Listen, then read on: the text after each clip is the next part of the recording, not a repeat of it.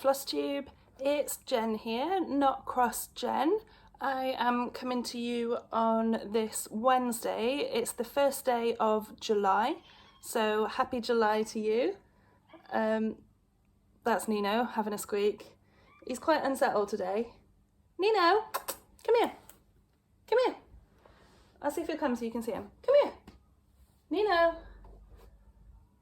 He's not sure about this at all. Give him a minute, he'll be over if I stop calling him. So anyway, that'll be Nino, as and when we see him. So yes, 1st of July, this is my Flosstube number 4, which is pretty crazy. So I've already filmed 3 3 floss tubes, which is super exciting. My last one was on the 3rd of June, nearly a whole month ago. So I am sorry for being quite late in filming this one. So my plan was to try to film every 2 weeks. And if I'd managed to stick to that plan every 2 weeks, here he is. Here's a Nino. Hey, isn't he magnificent? Isn't he magnificent? He's so shiny and lovely. This is Nino. Oh boy. That's half of a Nino. I'll move him in a second. Nino, seriously. So so my phone is balancing on a chair and he's now sat on the chair. So that's okay. He's gone behind now. Right, shall we just actually get down to some stitching business? I think what I was going to say was that my plan was to film floss tubes every 2 weeks, and if I'd managed to keep up with that, then it would never kind of become an overwhelming thing of like, oh, well, I need to pull out all these projects and sit down and be ready to talk them through. But I think I have quite a justifiable excuse, and that comes into life update really, because number 1 most important life update, as Nina goes out of the cat flap, is my engagement. So I am engaged to my lovely boyfriend, now fiance, Rob, who I've been with for 8 years. We actually met on the very, very first day at university, and then kind of got together as a couple in our final year at uni when we were living together in a shared house with other friends. So yes, it's amazing. I'm thrilled. We're so excited. The ring is insane. How do I show you? Hard to see the ring.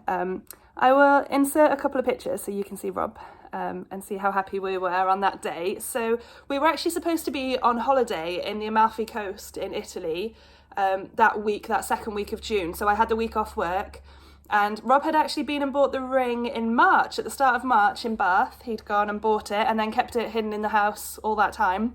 And so he just asked me on Saturday the 13th, he was just in the living room. It was just right here behind me in the living room on our crazy green and yellow rug. And it was really, really nice. It's really lovely to have something in lockdown to be excited about and to look forward to.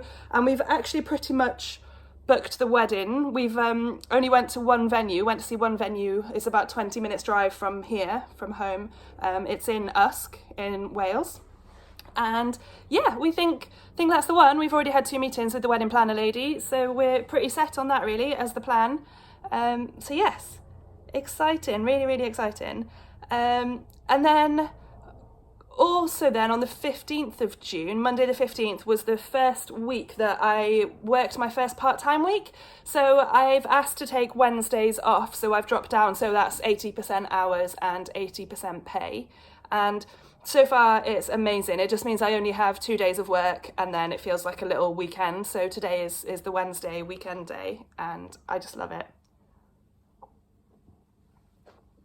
Absolutely love it. So yeah, I don't think I'm going to look back at all, but we'll see. So for now I've just done it as part of a COVID scheme, which is quite nice actually, because I guess it means when hopefully things start to get more back to normal and COVID is less of a thing, then they'll ask me, do I want to kind of continue part-time or not? So I'm hoping it will become my decision, which would be really nice.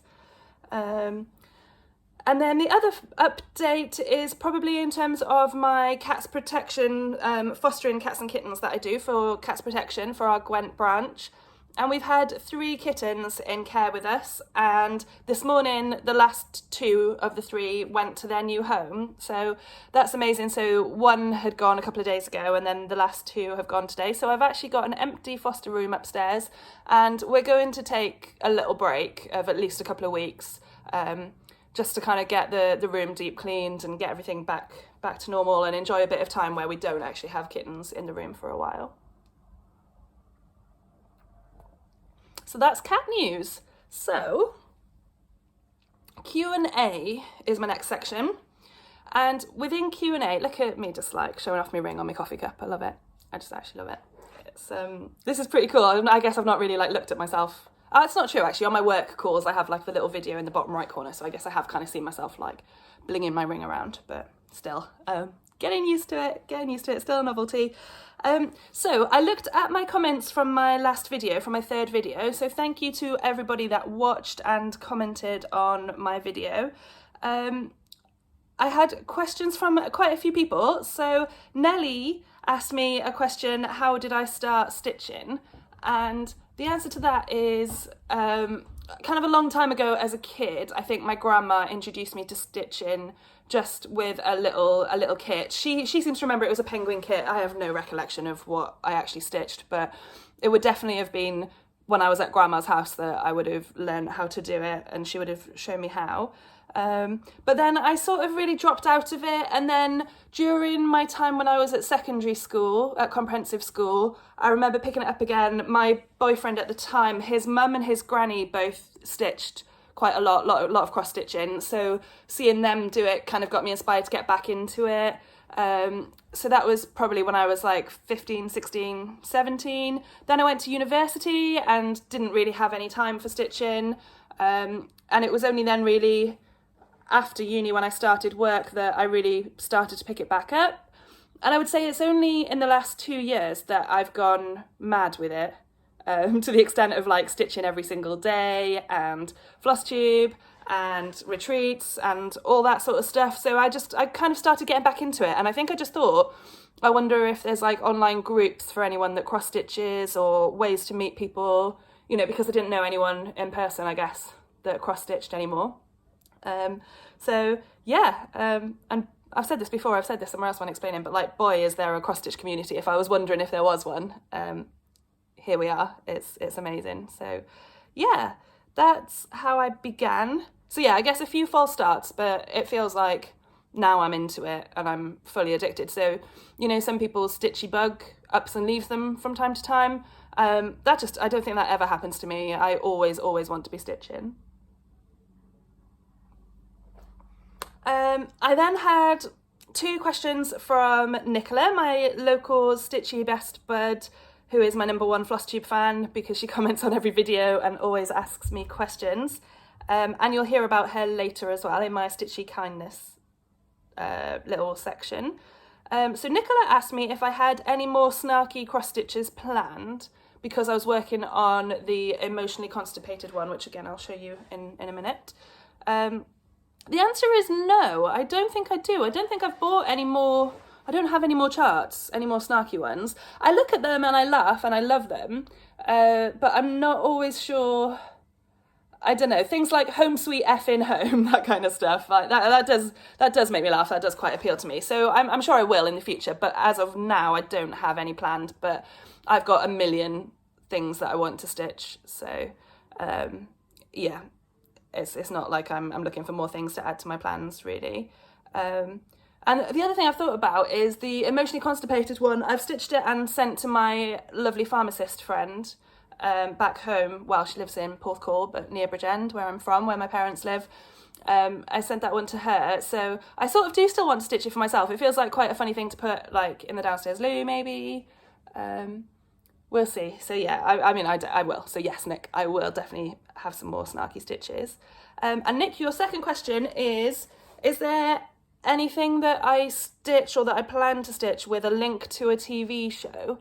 And the answer is no for that one as well, I'm sorry to say. So nothing springs to mind. I'm not really sure why that is. I guess I've got a movie related one planned, which is the Beauty and the Beast new start, which I will show you a little bit later on in a planned new start.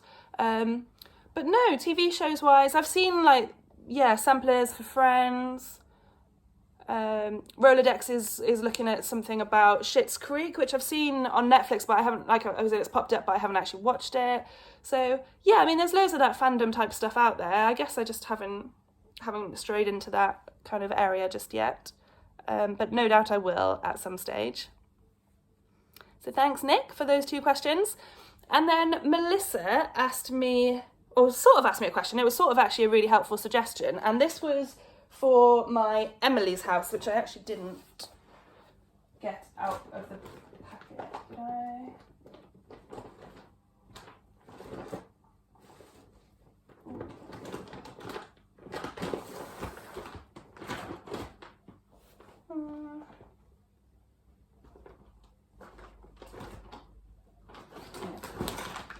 There it is.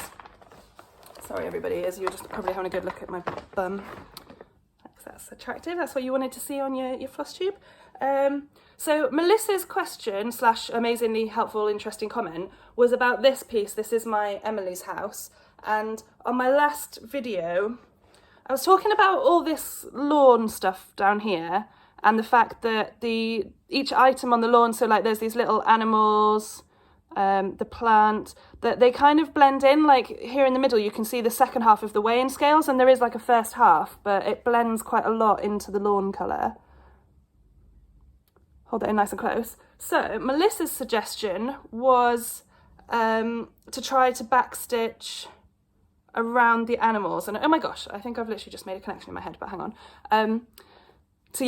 To backstitch around the animals to make them stand out. And yeah, I think that's a really, really smart idea and something I'm definitely going to look at doing. It'd be interesting, won't it? Because I'll then have backstitch around the animals on the lawn and not on anything else on the piece.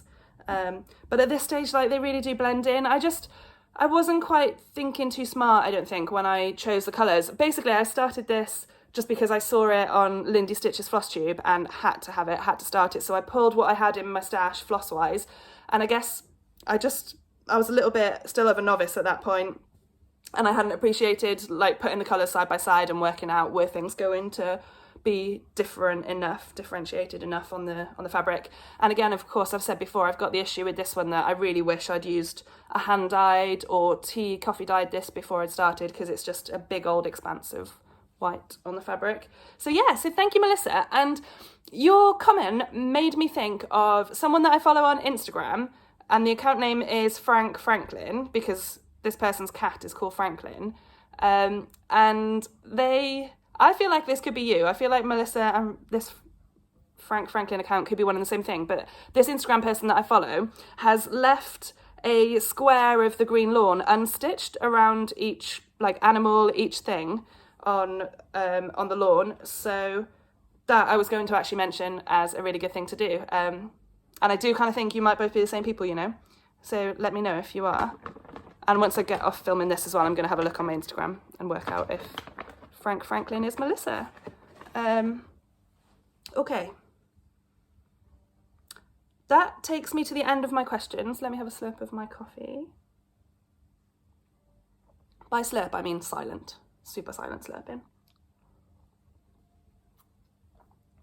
All right. And let's crack on into whips.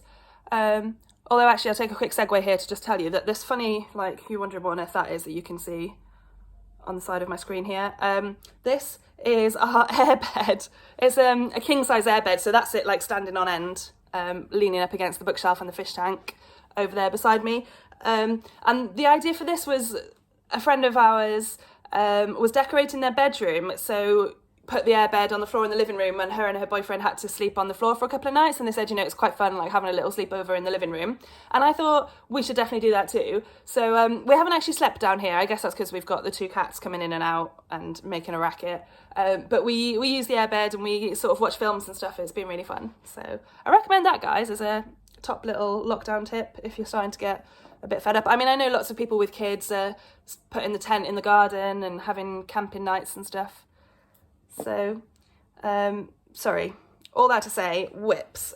So I've only got the one whip to show you because I've had a couple of finishes and a couple of new starts. And the whip to show you is my Maui Princess. Oops, with a whole host of stuff stuck on her. So, well, first of all, I will insert a picture of the whole piece. And I can actually show you, I think I've said before, I printed these funny photo magnets, so that's what the whole of her will look like. And it's a Heaven and Earth chart from the artwork by Hannah Lynn or Hannah Disney. And here's where I am. So I've finished 1 page, 2 pages, this is page 3. And I've worked quite a lot in this top area. And it's funny because I'm so sick with the blue on this piece, but actually there's not, the thing that there's most of is her red hair. So I did also work a little bit down here in the red because I thought if I'm fed up of blue, I should crack on, get started on this red because there's going to be pages and pages of it in the red hair. But yeah, I love stitching this. I love the vibrant colours. I just really always enjoy stitching it. So I was desperate to pull it out and I stitched a little bit on it yesterday and this morning before I had a new start this afternoon. And now it does need to go away really for quite a while. But I'm going to keep my All Cats Go to Heaven Hade. That is a Hade. But I'm going to keep that piece out just so that if I fancy doing some full coverage, I'll pop back into that. It's also the 8th round of Myth and Magic Stitch Wars, which you can find on it's a Facebook group where I play in the Fairy Clan. And we count our stitches to claim ingredients, and then we combine ingredients to make spells to attack or to rejuvenate.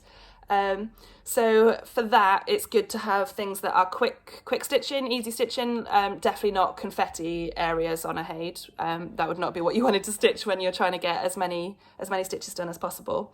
But yes, sadly, my Mermaid Princess needs to go away for a little bit. I don't know why I'm really putting her up there, but there you go. Okay. The other 2 whips that I worked on was only for a couple of days right back near the beginning of June, so shortly after my last Flosstube, and I've already kind of put them away / didn't want to get them out to show you, and it wasn't a huge amount of progress anyway, so I did do a few days on All Cats Go to Heaven and a couple more days on my Black House Long Dog as well. But yeah, I won't show you those, there wasn't a huge deal of progress. So let's move on into finishes.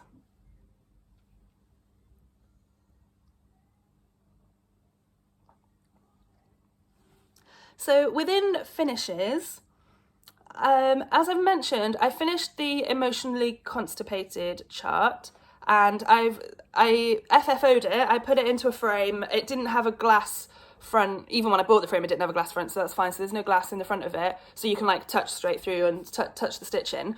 And I kind of did a rushed job of lacing it because Rob was going to the post office a couple of hours later and I really wanted him to take it and post the parcel off to my lovely friend Jess back home. So yeah, I would call it a baggy job of lacing, but I also kind of thought, I don't know what's going to happen to it in transit in the post, so this way it can get to Jess and she can redo it if she wants, or you know, whatever she thought. And actually I thought she might hate it, she might never want to display it anyway. So I'll insert a picture here of what that looked like, and I should have put that with a swear word warning, really, a curse expletive warning, but it's hilarious, so I'm hoping nobody minds about that. So that was finish number 1 in June, and I finished that quite early on in June, which was really exciting. And then finish number 2, so when I said the Emotionally Constipated finish was exciting, not even close to exciting really. So I finished my Spangled. Get a load of that. Get a load of that. In all its glory here.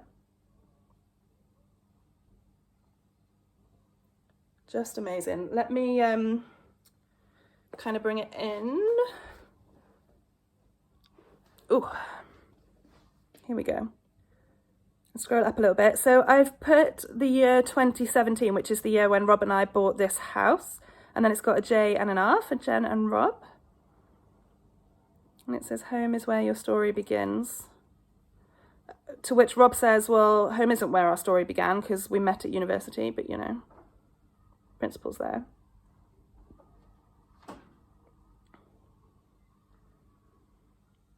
So that's that. That is my spangled finish. I'm absolutely thrilled with it.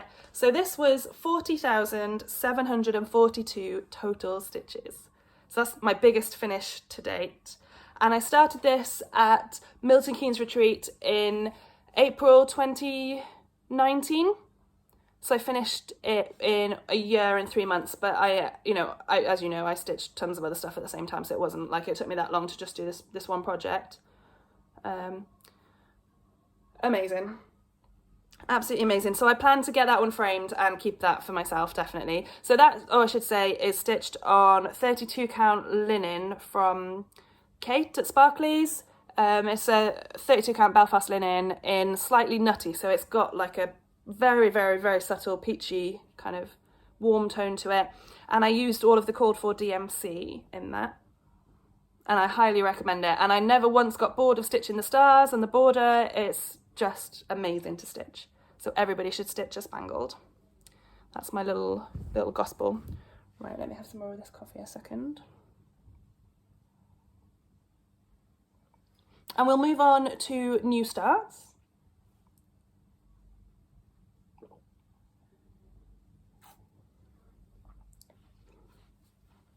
So I've also had 2 new starts since I last saw you. So I had one that fitted within June, and that one was a Dimensions birth record. This one is called Savannah birth record. Excuse the glare. And I just really love this. I think I just bought it on Amazon because I've done another Dimensions birth one, and I quite enjoy Dimensions kits. I like how the thread is organised in the thread organiser, and then you can literally pick one strand and pull, and then I fold it in half to stitch over 2, and it just means I don't have like loose threads kicking around everywhere. And I'm also using the 14 count Ada that this came with, 14 count ivory Ada, and I'm stitching it in hand, so it's the biggest piece I've ever attempted to stitch in hand. That's upside down. Here we go. So you can see this is the bottom right hand corner, so this is the lion, and then this brown I think is the bottom of the monkey, and then the green is like the green grass background in the square that the lion is. So yeah, that's my progress so far, and we're not really kind of going out and about very far, but if we jump in the car to go anywhere and Rob's happy to drive, then he drives and I stitch. And last night we were driving back from Rob's dad's quite late in the evening, and he let me put the light on inside the car, which was amazing. I put this on my Instagram post, so sorry if you saw my Instagram, you already know this. But yeah, it was really, really sweet because he can get quite fussy about when he's driving and lights and noise and me holding my stitching in front of the mirror that he's trying to look in. But yeah, so that's that Dimensions one. And I should say that the baby that I'm stitching that for has already had his first birthday. So I need to get a wiggle on. And the other thing that I did with that one is I messaged the grandma of the baby and said, do you think that the baby and his mum would appreciate a cross-stitched birth record? And the reason I did that is because I've probably said it before, but I always get a bit of a sense that non-stitchy people don't necessarily appreciate the amount of work that goes into our stitching. And I just thought because I asked another friend if she wanted me to do one for her little girl, and she said, oh, it's all right. The baby's grandma's already done one for her or something along those lines, where she was basically saying like, thank you, but no. And it made me realise it's better to ask first a lot of the time for gifts, because they just may not quite be appreciated for the amount of hours of work that we put in. So that is the first new start, Savannah birth record. And my other new start was earlier this afternoon, and it's the Long Dog Samplers Pandemic. So I'll insert a picture here of the whole thing.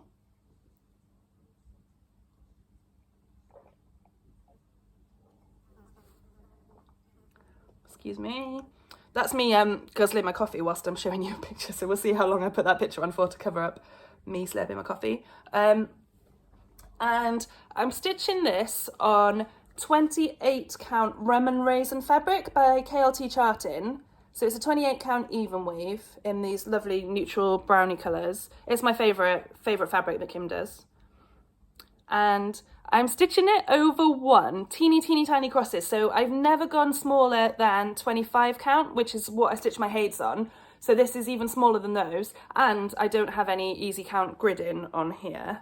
And this, believe it or not, is 307 cross stitches.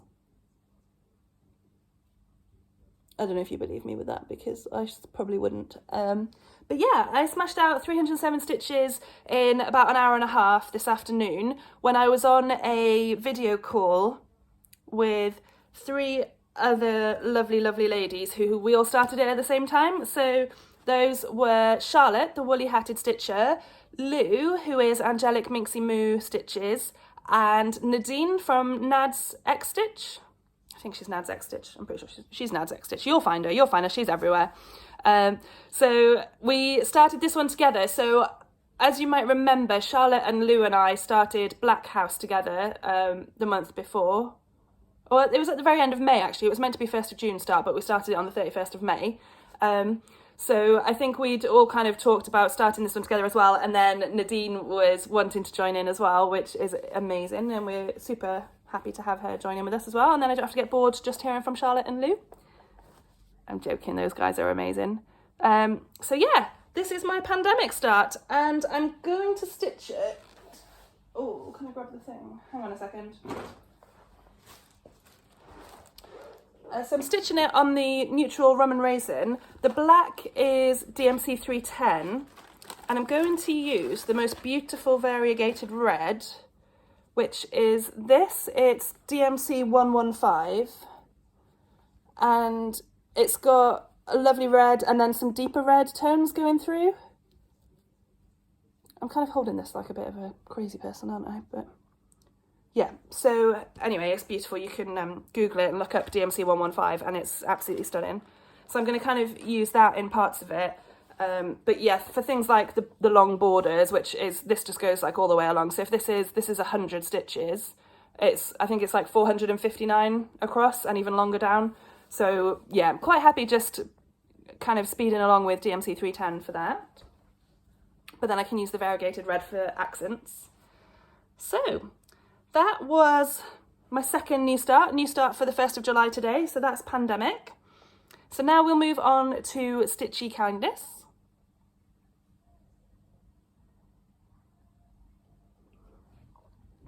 And the first thing to show you, let me put this pandemic down somewhere.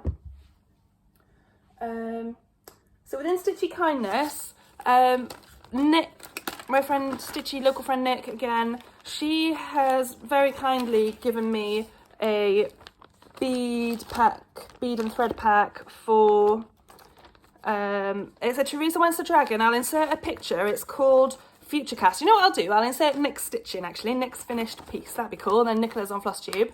So this is Futurecast by Teresa Wensler. And Nick's finished stitching it, as you'll see, because you've just seen the finished piece. And yeah, she's given me the beads, and like, look at this cry neck. Look at this. Let me get my massive nose out of the way. Can you see that? Can you see how that's like picking up just the most beautiful pastel colours? So that's cry neck number 4, 095 or 11M. I don't know which of those means the colourway. But yeah, just amazing. Just amazing. So that was really kind. So that's my first piece of Stitchy Kindness from Nick, which was lovely. And then my other piece of Stitchy Kindness is a new Mirabilia chart. Well, new to me, not a super new one in terms of Mirabilia releases, but this is just classic Nicola, this as well. So remember I showed you my Hufflepuff pillow? In fact, I'll grab it quick. Here we go. So it sits on the back of the sofa with me.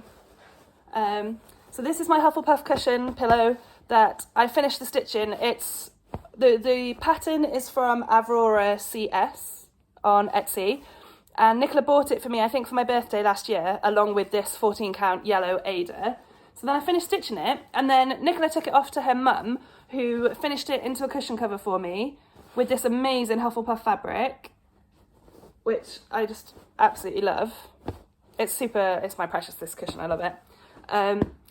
So because Nicola's mum did that for me, and I hadn't given her any money to buy the fabric or anything at this point, I asked Nick what I should buy for her, and I ordered her 2 bottles of her favourite Prosecco and 2 matching like champagne flutes to drink it with, which I thought was perfectly nice. And I mean, I don't know how much she spent on fabric, but she made me 2 extra cushion covers with this fabric once she'd done the first one. Sorry, this is Bubbles and Nino. There's the tail of a Bubbles. There's the tail of a Nino. Guys, got their heads in my coffee cup, obviously. Where was I? Fabric. So yeah, like I fully appreciate that she spent quite a bit of money buying this fabric, and then of course her time and energy to stitch it all into lovely cushion covers for me. So I bought her the gifts, and then she thought that what I'd bought her to say thank you was too much. So she bought me something, and Nick, lovely Nick, completely influenced the purchase of what was something I might like, and bought me At the Met by Mirabilia, which is one that I've had my eye on for a long time, which I've mentioned to Nick, which is why she must have filed that away somewhere in her brain, to suggest that her mum buys me this. What year is it? Has it got a year on? 2014, there you go, 2014. This one was released. And with all of the Black Lives Matter stuff going on in the press, I don't want to talk about it here really. I want to keep my channel for stitching, but I've been following along and appreciating everybody that does share and does use their voice to talk about it. It's made me realise that I really want to do a skin conversion of this, because I've got lots of like lady charts or charts with people's faces in, and I don't have any with brown or dark skin, so I definitely think I want to convert this. And then when I mentioned that to Nick, she found this amazing conversion that someone's done on Pinterest. I'll insert a picture here. It's an Egyptian conversion, so the lady's wearing a white dress and she's got darker skin, and it's absolutely perfection. I don't know if I'm brave enough to try that exactly, but I definitely think I could maybe slightly change the tones in the dress or just slightly darken the skin. We'll see, because I do love the colours in the dress. And I just love the frame and the border around. Borders super appeal to me, so yeah. Brilliant. So thank you, Nick and Nick's mum, for that. So that's my second bit of stitchy kindness. And I've got an itchy nose. And last bit of coffee.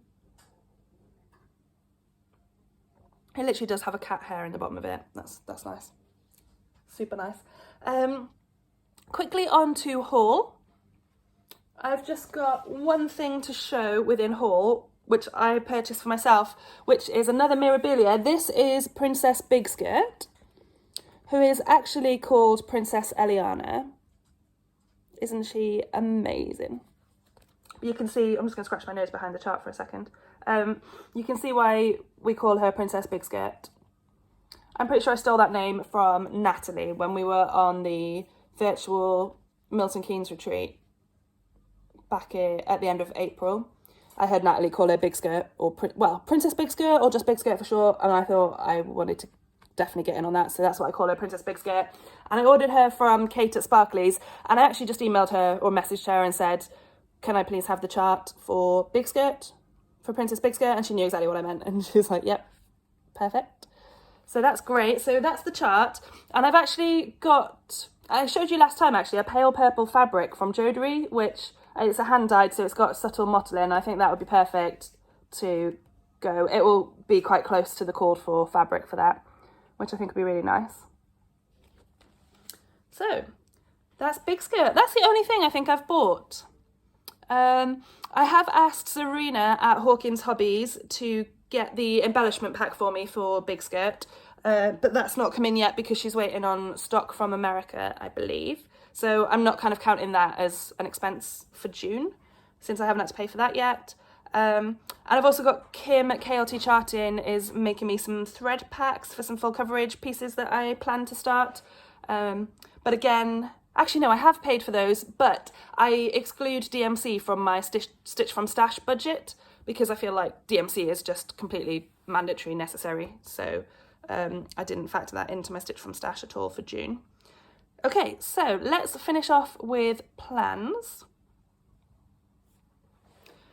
So because we are now in the month of July, that means it's time for Christmas in July and Joan Elliott July as well. So there are hashtags for both of those. I mean, Christmas in July isn't just cross-stitching, that's just like everything. If people want to decorate their homes or watch Christmas Hallmark movies or Christmas movies for July.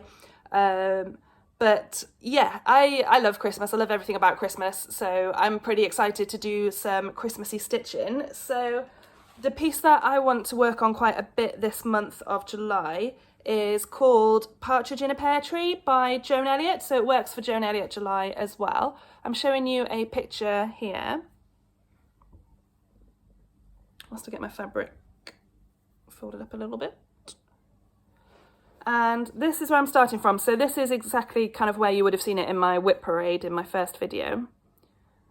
So I've pretty much finished the 2 turtle doves and I've made a good start on the 3 French hens. I've got this little trumpety horn blowing angel kind of thing here with some Krynic in. I just love it. I just absolutely love it. The borders appeal to me in so many ways because borders are my life. I live for a border, absolutely live for a border. I think that's why I love long dogs as well. So yeah, gonna get loads and loads of love into that one this month. And another reason why it's important that I do is because I would like to start my second Joan Elliott, which is this one. This is Santa's Gifts. I don't think the glare's too bad on that. Look, so Santa with a polar bear and a, what's this, like an Arctic fox and a white owl. Oh, the glare is getting to you there a bit, isn't it? There you go, I think that's okay. And I've already chosen the perfect fabric for this, which was a Sparkly's fabric of the month. Get a load of this. So it's like pale blue with purple mottlin. It's amazing. Genuinely amazing. So that's the fabric that I'm going to put it on. And it actually does look quite close to the called for background. Maybe the called for is a little bluer. This is a little more lilac-y. But purple is pretty much my favourite colour anyway. So I'm always going to love that. And I've got the beads and the Krynic there. And then I was planning to kit the DMC just out of my DMC stash, of which I have quite a lot now. So yeah, definitely going to start that at some stage, Santa's Gifts. And then my other plan, which I've been banging on about for ages, is still to start the Beauty and the Beast stained glass window piece by Aurora CS. So I'll insert a picture for you just quickly here to show you what that looks like. I was planning to start that today actually because we didn't think Nadine's threads were going to arrive in time to start Pandemic today, but when they arrived yesterday we all changed tact and were keen to start Pandemic today for the start of the new round of Myth. So that pushed back my Beauty and the Beast a little bit, but I certainly will crack on. And I need to get on with some new starts because I think I already told you about this plan that Lou, Angelic Minxie Moo Stitches, and I came up with. Well, I sort of came up with it. Lou helped me to finesse it and find a load of loopholes in my own plan, which is very funny. But we're calling this Oh No You Don't Star All the Things, Sal. Hashtag Oh No You Don't. SATT for Start All the Things. Sal for Stitch Along. That's the hashtag that Lou's come up with. And the idea is that for next year in 2021, we're only going to have 5 new starts for the whole year, which will be 3 at our retreats. 1 because Lou and I both seem to kind of go to the Southampton retreat in February. I feel like I've just put my hand on the floor and got fish food on it. That's disgusting. Sorry. So we go to February retreat in Southampton and then April and October in Milton Keynes. So that's 3 retreats that we both go to, and we thought we need a new start at each retreat. Then we could also have a birthday new start because that's always lovely to have a new start on your birthday. And then 1 wild card, taking us to 5 new starts for the whole of next year. So then we thought we would need to find a way of not going crazy at the end of this year, not having a start all the things, Startocalypse, I think Michelle Bendy called it at the end of last year when she did something similar. So to stop us from going crazy with new starts this year, I said we should limit ourselves to 10 new starts for the end of this year. And then Lou managed to wangle herself up to 12 because she's needy and amazing. So we were happy to let her go up to 12.